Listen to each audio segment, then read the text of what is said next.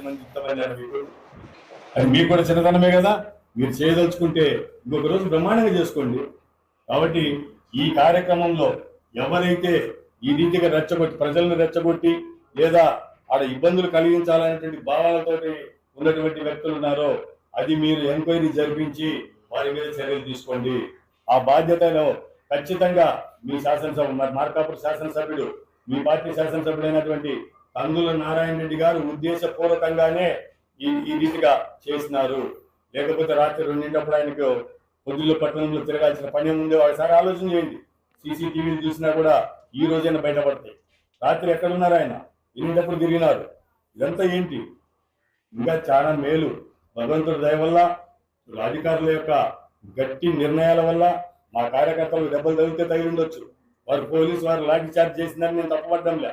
Law and order control చేసుకోవాలి కాబట్టి వారు చర్యలు తీసుకున్నారు. అంత గట్టిగా వాళ్ళు మా కార్యకర్తలు పుట్టినప్పటికీ కూడా ప్రశాంతంగా మా నాయకులు ముందుకు పోయినారు.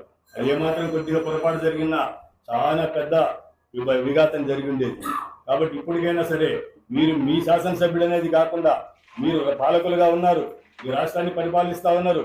ఇక్కడ శాంతి భద్రతలు అనేది ప్రశాంతంగా ఉండాలి. కాబట్టి ఎంక్వైరీ జరిపించండి.